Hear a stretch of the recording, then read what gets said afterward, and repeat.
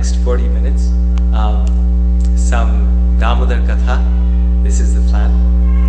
Mother Anuradha has requested me to speak on something that may help us help make us inspired in our meditation on Lord Damodar during this month of Kartik. So we will try to receive some inspiration from the previous acharyas, from Srila Prabhupada, and understand this very wondrous, very mystical pastime. So today I wanted to focus on just one or two verses of the Damodarastaka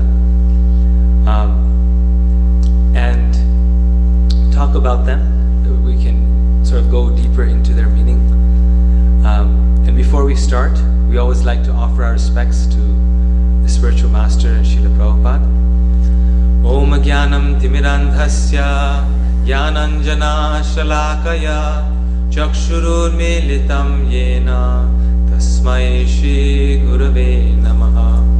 Shri Chaitanya Manobhishtam Stapitam Yena Bhutale Swayam Rupa Kadamayam Dadati Swapadantikam. So we have these beautiful verses called the Damodarastaka, and I'll just recite the first verse and then read the translation for the first three verses. Namamishwaram Sachit Anandarupam Lasat Kundalam Gokule Prajamanam Yashoda Biyolu Kaladhavamanam Param Drishvam Matyantato Dritya Gopya. To the Supreme Lord, whose form is the embodiment of eternal existence, knowledge and bliss, whose shark-shaped earrings are swinging to and fro, who is beautifully shining in the divine realm of Gokula, who, due to the offense of breaking the pot of yogurt that his mother was churning into butter, and then stealing the butter that was kept hanging from a swing, is quickly running from the wooden grinding mortar in fear of Mother Yashoda, but who has been caught from behind by her who ran after him with greater speed. To that Supreme Lord, Sri Damodar, I offer my humble obeisances. The second verse. Seeing the whipping stick in his mother's hand, he is crying and rubbing his eyes again and again with his two lotus hands. His eyes are filled with fear, and the necklace of pearls around his neck, which is marked with 3 lines like a conch shell, is shaking because of his quick breathing due to crying.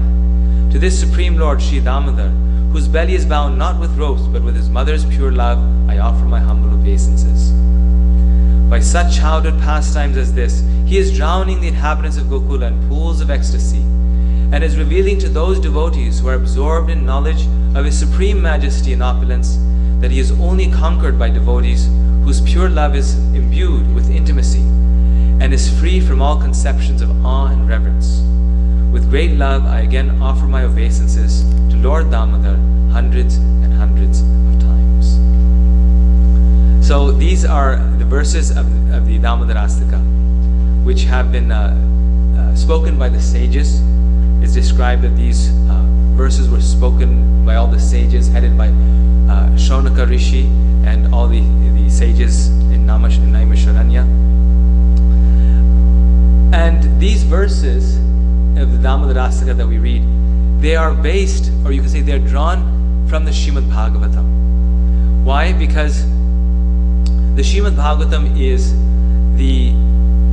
in some ways you could say the original scripture, the most important scripture, and everything else that we read, it's drawn from the Srimad Bhagavatam. All the different acharyas, they draw from the Srimad Bhagavatam.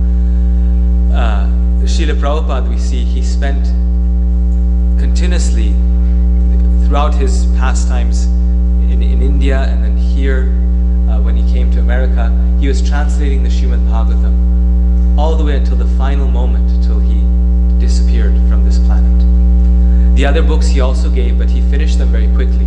But Srimad Bhagavatam was really his masterpiece. So in some ways, our whole Vaishnava tradition, it comes from the Srimad Bhagavatam. It's the ultimate authority. And that's why when there's some question or some issue, some difference of opinion amongst the acharyas, we can always go back to the Srimad Bhagavatam. What does the Srimad Bhagavatam say? So in the 10th canto of the Srimad Bhagavatam, we find that the same narration is described. And it's described in very extensive, sort of over the course of many chapters, and then it becomes summarized in these 8 verses of the Damodara Ashtaka. The first thing that we see that is very characteristic of this pastime of Damodara Ashtaka is that all contradictions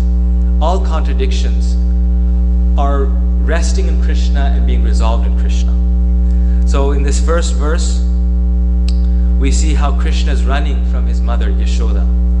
So although Krishna is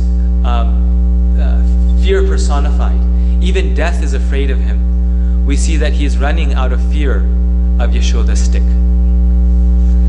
Although Krishna cannot be caught by the minds of the great yogis, the great sages, he's caught by the hand of Mother Yashoda.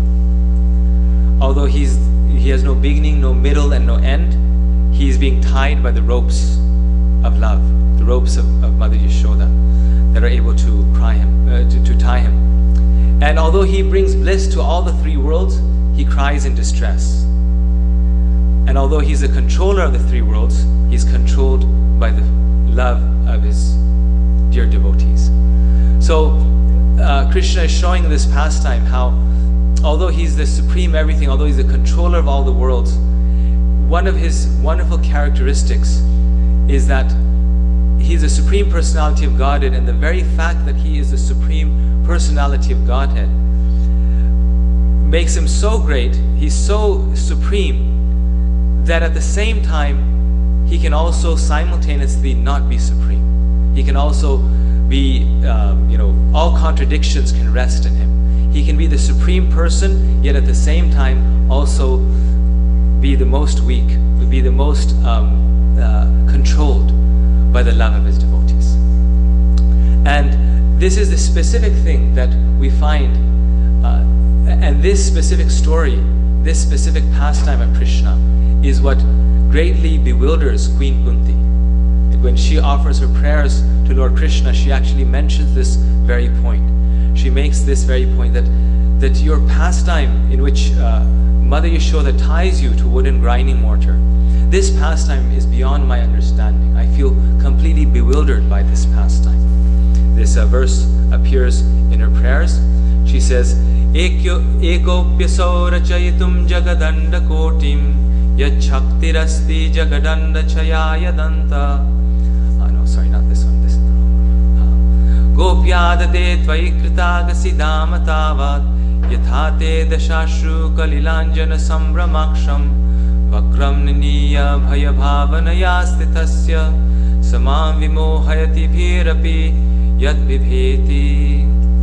My dear Krishna, Yashoda took up a rope to bind you when you committed an offense, and your perturbed eyes overflooded with tears, which washed the mascara from your eyes.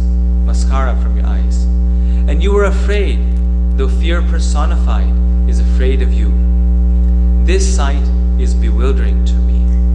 So the word that's used here is vimohayati, that it bewilders her.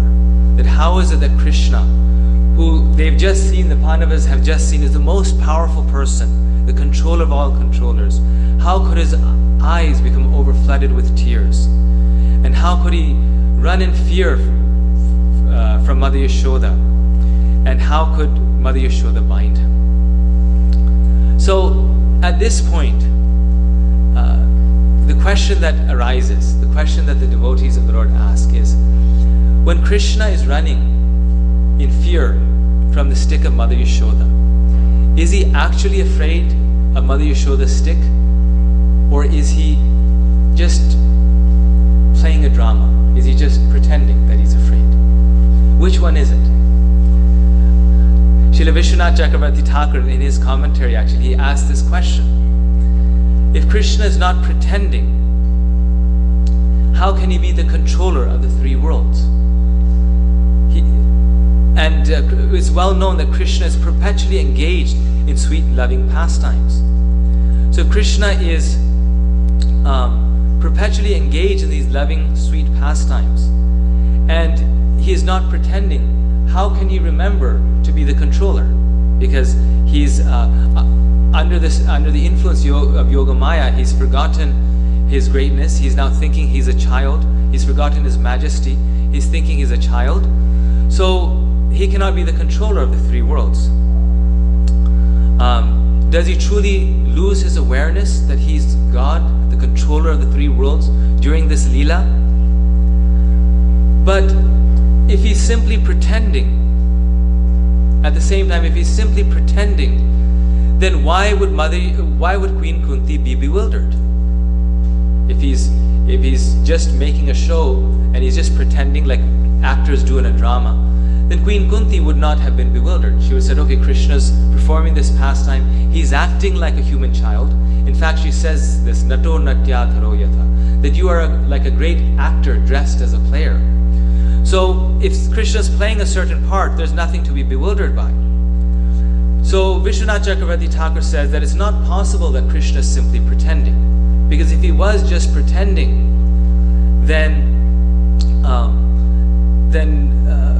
Queen Kunti would not have been bewildered. But at the same time, if he's not pretending, then how does he retain his greatness? How does he control all the three worlds and answer the prayers of all of his devotees? So what do you think? Is Krishna pretending or is he not pretending? Does he actually forget that he's God in these pastimes? And if he does, Srila Prabhupada says these pastimes are eternal, then how does he simultaneously maintain the universe? Or do you think that Krishna is actually just playing the part? He actually never thinks that he's the son of Mother Yashoda and that Mother Yashoda's stick is something to be feared.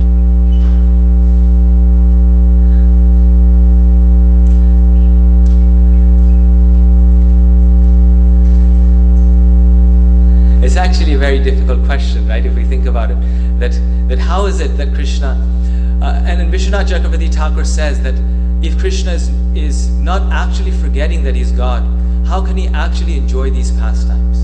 He is so wonderful, right? He's the Supreme Personality of Godhead. He's Akhila Rasamrita Murti. All the rasas are present in him. If he cannot taste these pastimes and these emotions in a genuine way, then it seems like he'll be missing out something that even we human beings taste, a pleasure or joy that we taste, right? In being dependent on our parents, or in these simple loving pastimes. So he says it's also not possible that Krishna can just forget this, can just be playing this part, because if he just plays a part, he actually wants to enjoy these pastimes. So to this Vishwanath Chakravarti Thakur, this is in some ways a trick question, because Vishwanath Chakravarti Thakur responds by stating that Krishna is simultaneously omniscient and simultaneously self-forgetting. And this is made possible by the means of his Achintya Shakti, his inconceivable energy. So we do resort to Achintya at this point, that it is simply inconceivable. How Lord Krishna can remain Lord Krishna, the controller of all the worlds, and the Lord who answers the prayers of every devotee and knows past, present, and future, and at the same time, he is truly the son of Mother Yashoda. He is his first identity, his real identity is not that he is God, but that he is the child, the very dependent, very fearful, and very loving child of Mother Yashoda. Both things Vishwanath Chakravarti Thakur is not willing to give even a little bit. He says he is simultaneously both the supreme omniscient Lord and also the self-forgetting Lord. And by his Achintya Shakti, his inconceivable energy, all impossibilities are made easily possible. And it's with this word inconceivable that we arrive at our answer. That Krishna, this is why he is God, because he is truly inconceivable in all respects. He can do both of these things simultaneously. So Vishwanath Chakravarti Thakur therefore writes that the Krishna of Vrindavan, the Krishna of Mother Yashoda, his first name is Yashoda Nandana. He is firstly known as a son of Mother Yashoda. And then a second aspect of him, a more, as you could say, a less important part of him, is that he's also the Sarvakarana Karanam. He's also the cause of all causes. He's also the supreme controller. These things are there, but those things we can forget sometimes. I mean, those things are very important, but they're secondary. First and foremost, actually, Krishna is the supreme, is the child of Mother Yashoda. That's the way Krishna thinks of himself. He thinks of himself first as the son of Mother Yashoda. And therefore, Queen Kunti says that she finds Krishna's pastimes very bewildering, because they are inconceivable. They're truly inconceivable. And now we ask the question, then he further goes forward and he asks the question that what of the devotees of Lord Krishna, Mother Yashoda, the residents of Vrindavan, when they are overcome by Yogamaya, do they forget that Krishna is the Supreme Personality of Godhead and that he is their Lord and Master? And do they only see him as a child? Or do they also remember that he's, while seeing him as a child, that he's also the Supreme Lord? The same problem exists because if they remember he's the Supreme Lord, they cannot relate with him in this intimate way. And if they're only relating with him in an intimate way and they forget that he's the Supreme Lord, then someone may ask, how is it any different than a mother's love for her son? Or is it the case that they never know about Krishna's great opulence, his great power? So to this he responds that actually all the residents of Vrindavan are fully aware of Krishna's great power, his majesty. They all know about it because Krishna performs such wonderful pastimes. He lifts Govardhan Hill for 7 days and 7 nights. Only God can do such a thing. He, kills the Trinavarta demon, Pralambasura, Bakasura, Putana. One after the other, he's killing these demons. So it's not that every time he kills a demon by the power of Yogamaya, they get some amnesia and they just forget it all. That, okay, now this is past, and now I don't remember Krishna's greatness. And again, they only remember the fact that he's a small, sweet child if they're in Vatsalya Ras or these other ways. He says, no, they remember it. But because of their intense affection for the Lord in that particular mellow, in that particular relationship, that bhava that they have towards Krishna, that love is so strong, their love for Krishna is so strong that feeling towards the Lord overpowers their knowledge about Krishna's greatness. Although they remember it, but still Mother Yashoda feels that if I don't feed Krishna butter, he will go hungry today. Yes, 2 days ago he killed the great demon Putana. A few weeks ago he lifted Govardhan Hill for 7 days and 7 nights and saved the whole town of Vrindavan. And a month ago he killed the Putana demon and Trinavarta and Bakasura. But today he needs my help and I need to feed him butter. And Vishwanath Chakravarti Thakur, he writes that the gopis come to Krishna and they say, we will give you a palmful of butter if you dance for us. If you do a small dance, we'll give you some butter. It's an exchange, we're bartering here. So you dance for us and we will give you some butter.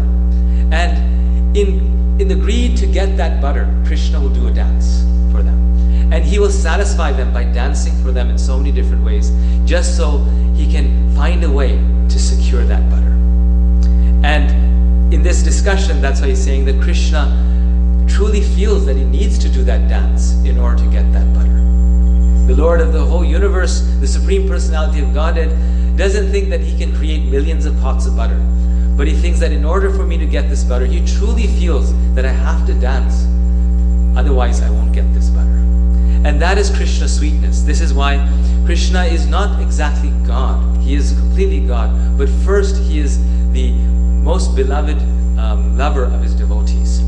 That is his real identity. And Krishna, at the same time, in one of his expansions as Vishnu or Mahavishnu, just one of his small, secondary aspects, he controls all the universes. So Shukadeva Goswami in the Bhagavatam marvels on this point, that how due to this relationship of love, due to the intense feeling of love, how the Supreme Lord becomes controlled by his devotees. We generally say that this is due to Yoga Maya, which is Krishna's energy, and it's the fact that Yoga Maya overpowers or sort of overcomes Krishna's devotees, and even Krishna takes shelter of his Yoga Maya. Like before, in the 10th canto it says, before the Rasa Leela starts, Krishna takes shelter of Yoga Maya. He actually resorts or takes use of his Yoga Maya potency so that he can arrange all of these beautiful pastimes and forget his majesty. And the gopis also can forget him as the Lord and Master, and everyone can simply dance for Krishna. But while we say it's Yoga Maya, we have to remember that actually what is causing Yoga Maya to act is the intense love of the devotees of the Lord. Their affection for Krishna, their love for Krishna, is what overpowers the Lord and controls the Lord. So this verse is from Srimad Bhagavatam 10:9-19. Evam sandarshita hyanga harina bhritya vashyata svavashena pi krishnena yasyedam shesharam vashe. O Maharaj Parikshit, the entire universe with its great exalted demigods like Lord Shiva, Lord Brahma and Lord Indra is under the control of the Supreme Personality of Godhead. Yet the Supreme Lord has one transcendental attribute. He comes under the control of his devotees. This was now exhibited by Krishna in this pastime. So Krishna is the controller of all the demigods, but he has one transcendental attribute, that he comes under the control of his devotees. So this is the method to control the controller of the three worlds. Only by love Krishna can be controlled. Purport by Srila Prabhupada. This pastime of Krishna's is very difficult to understand, but devotees can understand it. It is therefore said, Darshayang tad vidam loka atmano bhakta vashyatam. The Lord displays the transcendental attribute of coming under the control of his devotees. As stated in the Brahma Samhita 5:35, Eko pyasaura chaitum jagadanda kotim yachaktirasti jagadanda chayaya danta andantarasta paramanu chayantarastam govindamadi purusham tamaham bhajami. By his one plenary portion as Paramatma, the Lord controls innumerable universes with all their demigods, yet he agrees to be controlled by a devotee. In the Upanishads, it is said that the Supreme Personality of Godhead can run with more speed than the mind. But here we see that although Krishna wanted to avoid being arrested by his mother, he was finally defeated, and Mother Yashoda captured him. Lakshmi Sahasra Shata Sambrama Sevyamanam. Krishna is served by hundreds and thousands of goddesses of fortune. Nonetheless, he steals butter like one who is poverty-stricken. Yamaraj, the controller of all living entities, fears the order of Krishna, yet Krishna is afraid of his mother's stick. These contradictions cannot be understood by one who is not a devotee, but a devotee can understand how powerful is unalloyed devotional service to Krishna. It is so powerful that Krishna can be controlled by an unalloyed devotee. This pritya vashyata does not mean that he is under the control of the servant. Rather, he is under the control of the servant's pure love. In Bhagavad Gita 1:21, it is said that Krishna became the chariot driver of Arjuna. Arjuna ordered him, Senayor ubayor madhye ratham sthapaya mechuta. My dear Krishna, you have agreed to be my charioteer and to execute my orders. Place my chariot between the two armies of soldiers. Krishna immediately executed this order, And therefore one may argue that Krishna also is not independent. But this is one's ajnana, ignorance. Krishna is always fully independent. When he becomes subordinate to his devotees, this is a display of Ananda Chinmaya Rasa, the humor of transcendental qualities that increases his transcendental pleasure. Everyone worships Krishna as the Supreme Personality of Godhead, and therefore he sometimes desires to be controlled by someone else. Such a controller can be no one else but a pure devotee.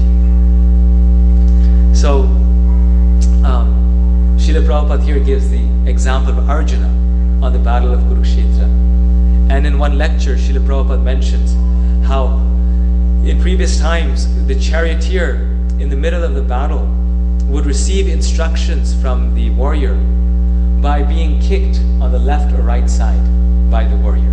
Because in the battle there's so much noise and people are shouting all things. There's no way he can hear the warrior in the back. So the king or prince will kick the charioteer on the left side if they want to go, right side if they want to go right, or they'll kick on the left side to go left. So during the battle, Arjuna was kicking the body of Krishna, imagine, on the left or right side, telling Krishna, go right or go left, go right or go left, like this. And in the beginning, he's telling Krishna what to do. That Krishna, take my chariot in the middle of these two armies. Imagine, let's say, just say if Srila Prabhupada came here.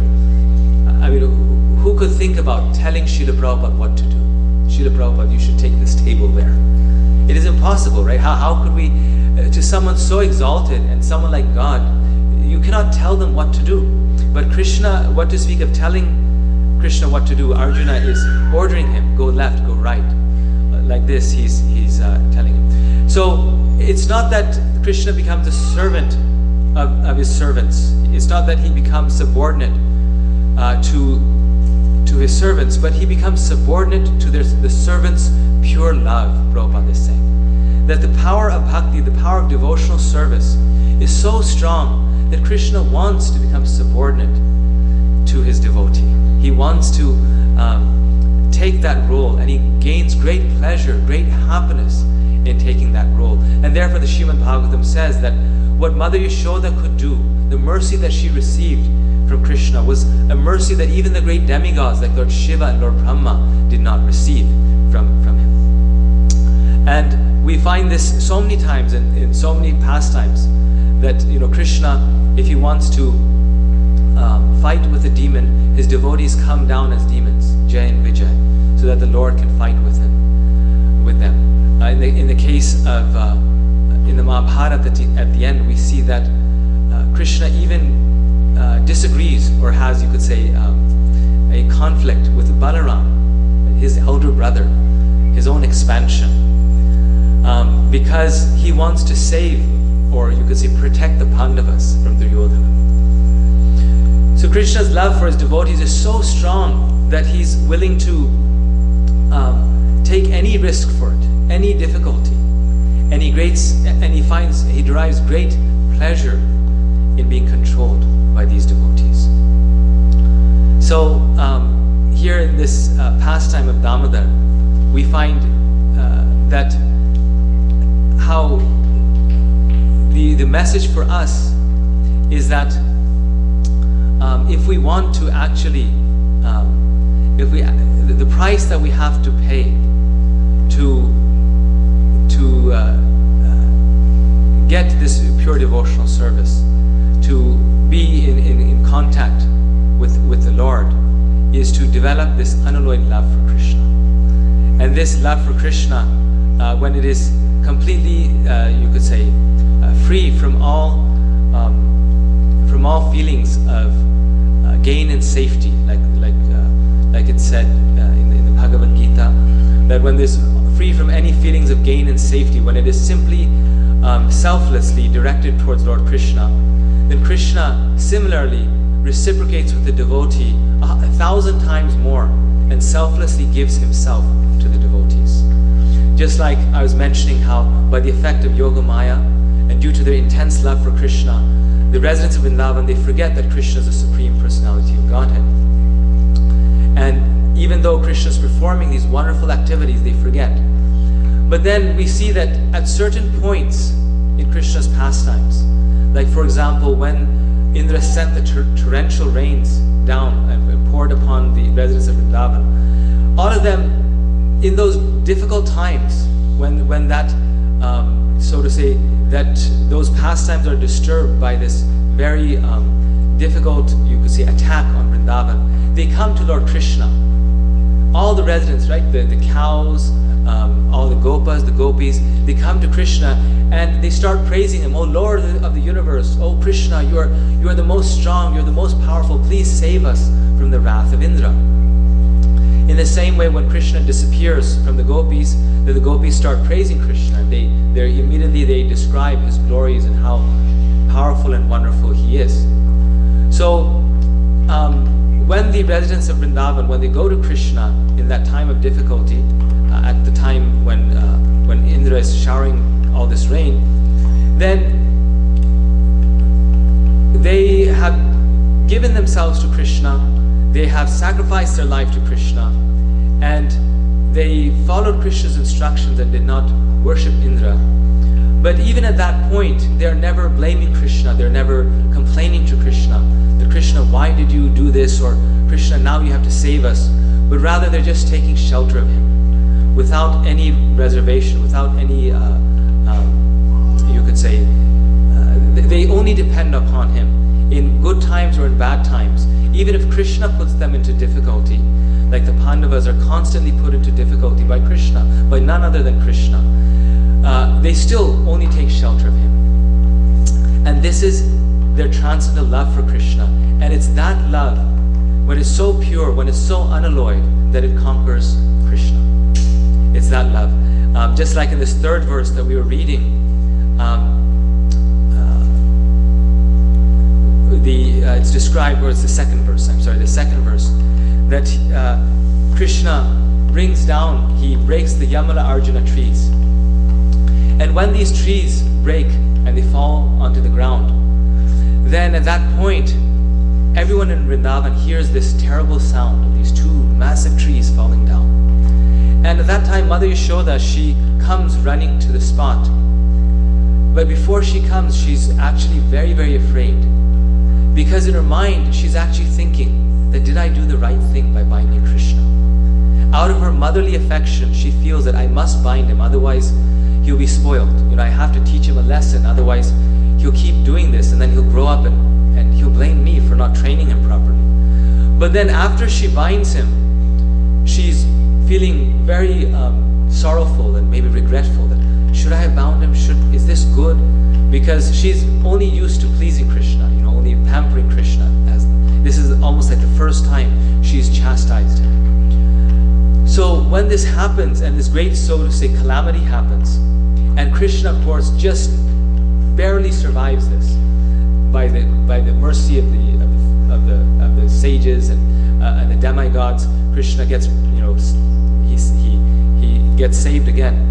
Then she feels very, very bad, and she feels very regretful that, how did I do this? And at that time, Nanda Maharaj comes, and when Nanda Maharaj comes, he looks at the scene, and he's very, very grave, and he asks Krishna, who has done this? This big mess is there. This, how children are when something breaks, they think it's their fault. So he comes, who has done this? And Krishna immediately says, Ma has done this. Mother has done this. It's her doing.